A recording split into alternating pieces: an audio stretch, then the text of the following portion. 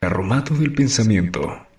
Este programa radiofónico tiene como objetivo divulgar, dialogar y reflexionar sobre temas de interés y actualidad desde las ciencias sociales y humanidades. Un servicio público orientado a la pluralidad del pensamiento.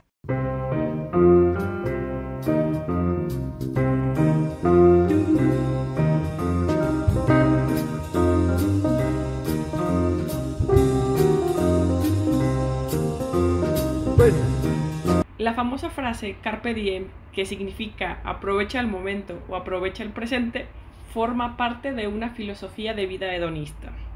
En el carromato de hoy hablaré sobre el hedonismo como forma de vida. En la época helena y helenística surgen diferentes escuelas éticas filosóficas.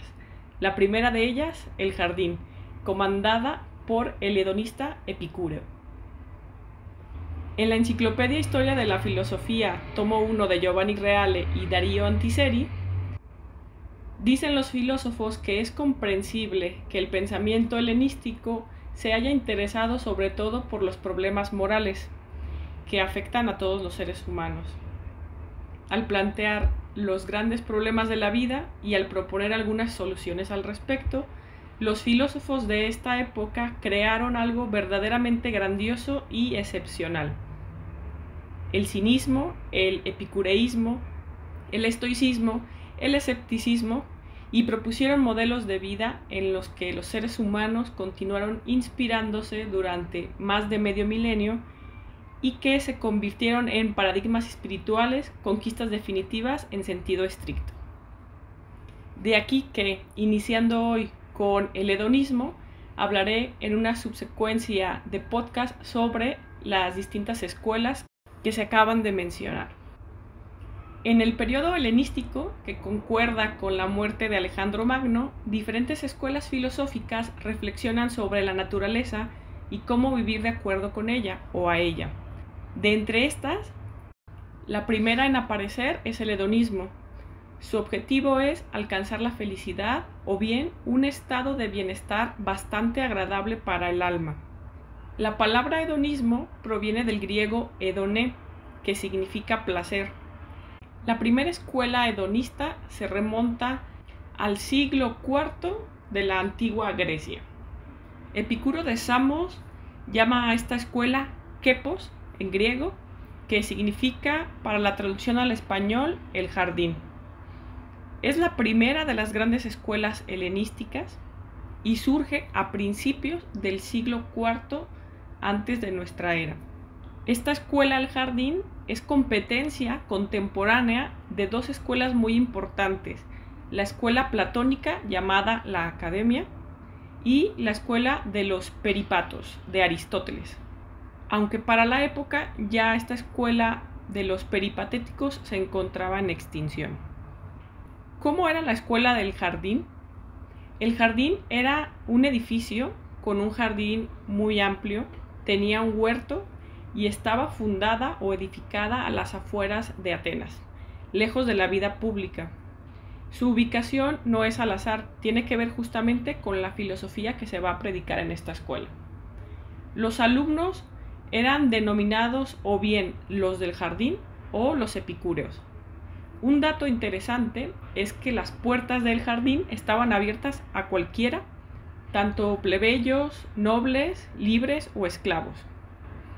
Esta primera escuela del jardín vive o sobrevive arquitectónicamente hasta el siglo I a.C., pero su doctrina cruza fronteras y llega a Italia en esta misma época con Filodemo de Gadara. Filodemo fundará una nueva escuela que se construirá en una villa junto con una biblioteca. Después de Filodemo, toma la batuta Tito Lucrecio Caro, quien también vivió en este siglo. La literatura que se recupera de Epicuro son cartas a Meneceo, cartas dirigidas a Heródoto, Pítocles y Meneceo, donde se dedica a resumir sus doctrinas, también dos textos que son aforismos y algunos fragmentos sueltos que han quedado. Algunos discípulos de Epicúreo, los más famosos, los más populares son Metrodoro, Cólores, Hermanaco, Polístrato y Lucrecio. Este último quizá el más famoso después de Epicuro. Vamos ahora con los preceptos del hedonismo. La siguiente afirmación forma parte de todo el constructo sistémico filosófico de los hedonistas iniciado con Epicuro. Está dividido en tres. El primero dice lo siguiente: la realidad es algo perfectamente penetrable y cognoscible por la inteligencia del hombre. Segundo precepto: en las dimensiones de lo real hay espacio suficiente para la felicidad del hombre. Tercer precepto: la felicidad es carencia de dolor y de perturbación. Siguiente precepto: para lograr esta felicidad y esta paz, el hombre solo tiene necesidad de sí mismo. Siguiente: no le hacen falta, pues, la ciudad, las instituciones, la nobleza, las riquezas, ninguna otra cosa y ni siquiera los dioses. El hombre es perfectamente autárquico. Entonces se puede ver aquí porque efectivamente la fundación de la Escuela del Jardín se encontraba fuera de la vida pública, a las afueras de la ciudad de Atenas. Aristipo llega a Atenas atraído por la fama de Sócrates. En su momento fue un discípulo del sofista Protágoras y de la influencia de sus contemporáneos descarta la lógica y la matemática y se va a quedar con la gnoseología, adoptando la filosofía moral. Va a afirmar un empirismo, aprender a través de la experiencia y de los sentidos, en el que las sensaciones, las experiencias, las afecciones corpóreas son la única fuente de conocimiento y por lo tanto el único criterio de verdad, pues siempre son verdaderas y ciertas, mas no lo representan o pretenden representar. Y entonces será atraído por el epicureísmo. La fe epicúrea es, en este mundo, negadora de toda trascendencia y radicalmente ligada a la dimensión de lo natural y de lo físico. El hedonismo es un claro defensor de un estilo de vida totalmente opuesto al que surgirá después con los estoicos, pero los epicúreos no serán los únicos que buscan la felicidad, pues habrá otros representantes también muy famosos como Plutarco, Diógenes y Lucrecio, que hablarán al respecto, pero desde otro ángulo que no sea necesariamente el hedonista. Lucrecio, discípulo de Epicuro, escribirá Máximas Capitales, y allí va a enseñar que el fin último de la vida es la felicidad y que está en constante placer, en la hedone. Dirá frases como la siguiente: el placer es principio y culminación de la vida feliz.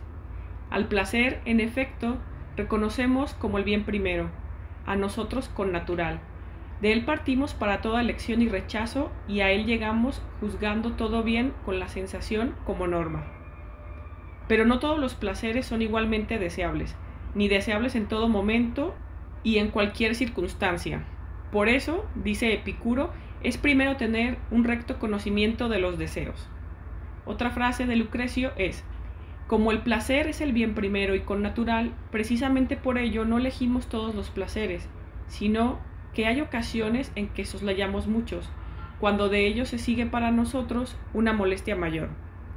También muchos dolores estimamos preferibles a los placeres cuando, tras largo tiempo de sufrirlos, nos acompaña mayor placer. Ciertamente, todo placer es un bien por su conformidad con la naturaleza y, sin embargo, no todo placer es elegible, así como también todo dolor es un mal, pero no todo dolor siempre ha de evitarse. Conviene juzgar todas estas cosas con el cálculo y la consideración de lo útil y de lo inconveniente, pues en algunas circunstancias nos servimos del bien como de un mal y viceversa, del mal como de un bien. Podemos encontrar esta frase en Carta a Meneceo.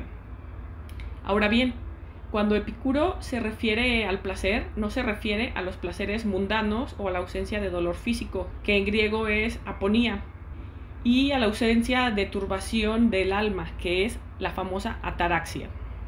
Cuando afirmamos que el placer es un bien, no nos referimos para nada a los placeres que consisten en la embriaguez, como creen algunos, que ignoran las enseñanzas de Epicuro o que las interpretan de manera equivocada, sino que este hedonismo alude a la ausencia de dolor del cuerpo, a la ausencia de perturbación en el alma.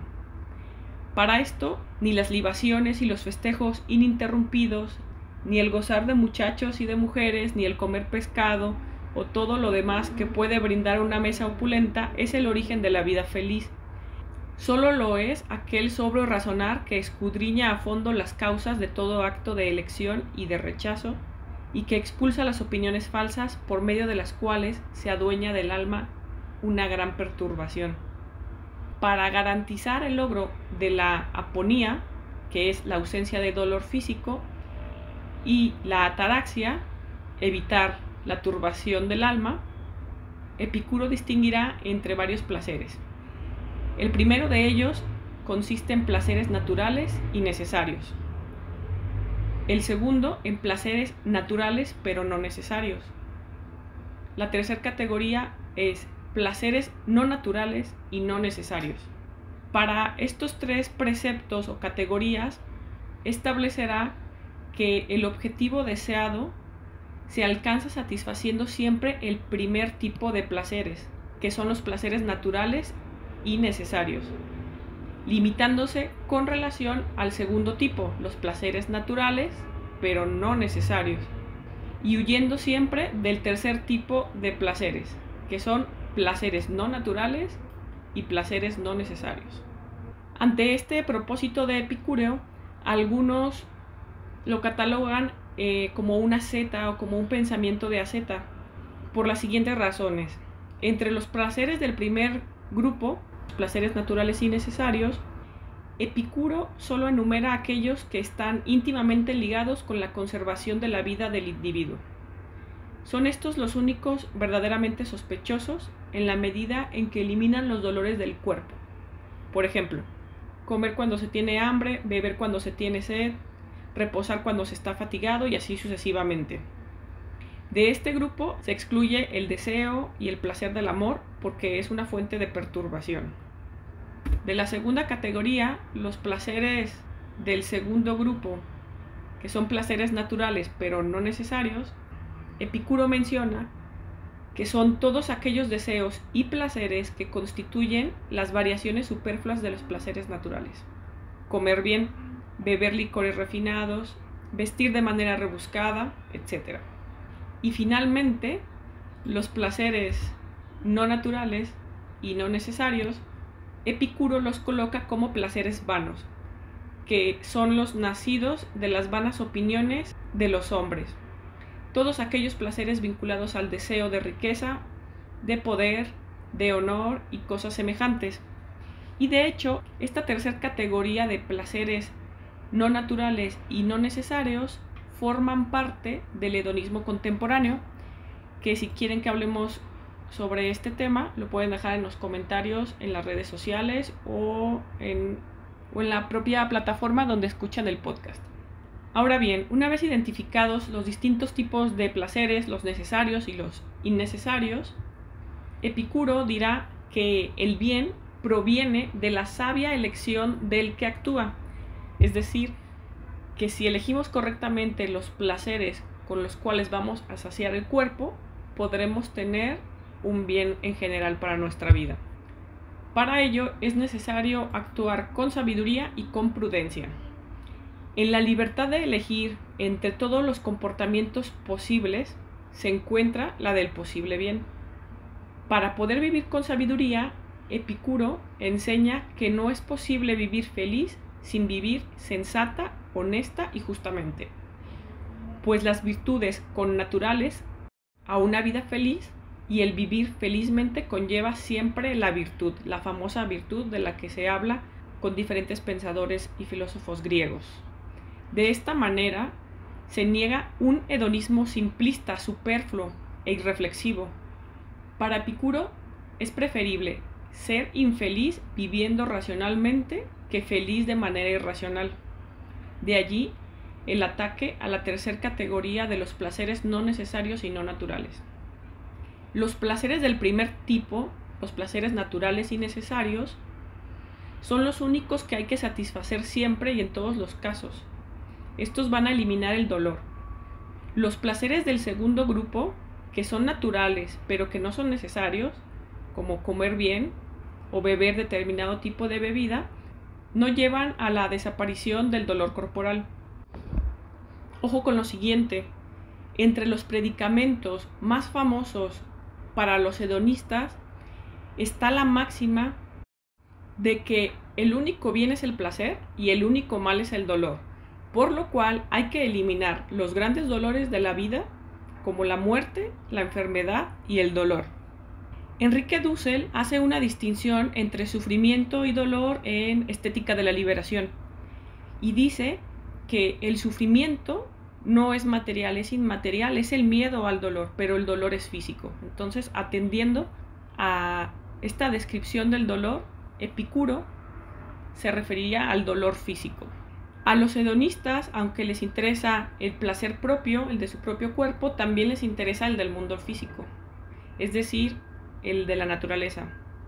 Su cosmovisión contempla una relación indisoluble entre el ser humano y el mundo.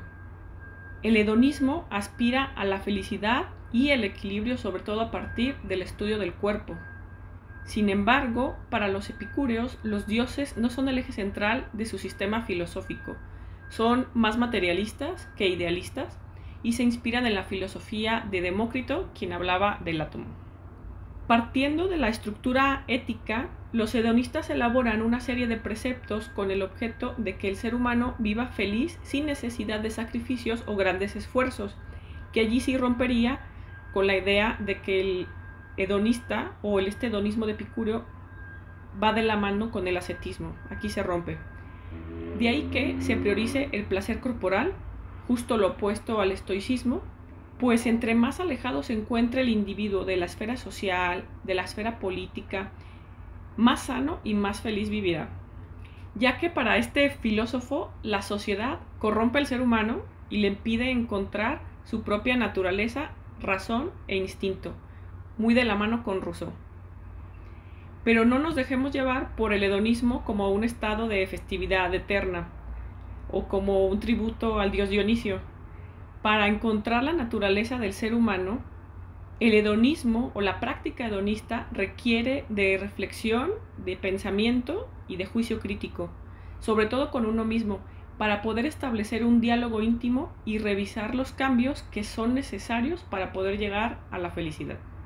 Para la ética epicúrea, la riqueza, de acuerdo con la naturaleza, consiste toda ella en comida, agua y un abrigo cualquiera para el cuerpo. La riqueza superflua provoca en el alma un ilimitado aumento en los deseos. Si ponemos una valla a nuestros deseos y los reducimos a aquel primer núcleo esencial, lograremos riqueza y felicidad abundantes. Porque para procurarnos aquellos placeres, nos bastamos a nosotros mismos y en este bastarnos, esta autarquía reside en la mayor riqueza de la felicidad. Bien, entonces recordemos que para los hedonistas hay que primar el placer y rechazar el dolor, no hay que procurarlo. Y va a hablar el epicureísmo sobre los males que hay que evitar o cuáles son los males que aquejan al ser humano. De los males no queridos, como el dolor físico, si es leve, no llega a ofuscar el ánimo, pero si es intenso, pasa rápido, es un consuelo. Si es agudo, conduce rápidamente a la muerte, por lo tanto no habría que temerle. Epicuro está presentando un manual para poder hablar sobre cómo enfrentarnos a los grandes males o a los grandes temores que podemos tener. En cuanto a la muerte, no es más que la disolución de los átomos, recordando la física que retoman de Demócrito. La sensibilidad y la conciencia dejan de existir, es un materialismo, por lo tanto, la muerte no es algo temible en sí mismo. Cuando llega, no sentimos nada y cuando se va, no queda nada de nosotros. En conclusión, son vanos los temores ante los dioses y el más allá. Es absurdo el terror ante la muerte, que no es nada. El placer, cuando es correctamente entendido, se halla en disposición de todos. y el mal dura poco o es fácilmente soportable. El ser humano que sepa administrar ante este cuádruple remedio o cuádruple fármaco adquiere la paz del espíritu y la felicidad, en la cual nada ni nadie puede hacer mella, convirtiéndose así el individuo en dueño absoluto de sí mismo, por lo tanto en un sabio. El sabio no tiene nada que temer, ni siquiera los males más atroces o las torturas. El sabio será feliz incluso entre los tormentos, dice Epicuro. ¿Es el hedonismo este paraíso de placer que nos habíamos creado?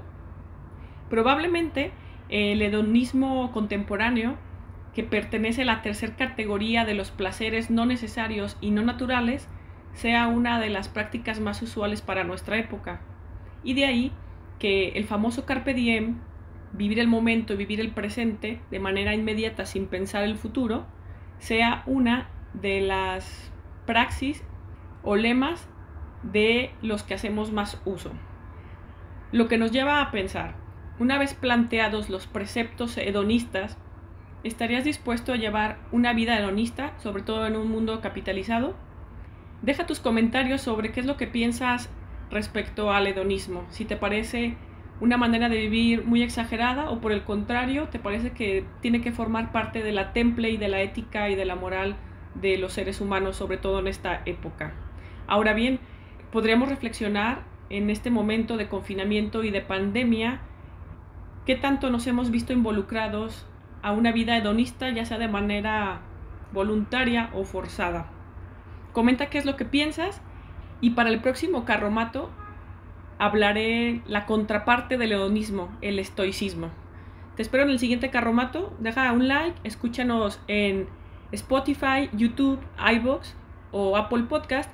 Y recuerda que tenemos Instagram y Facebook como Carromato del Pensamiento. Hasta el próximo episodio.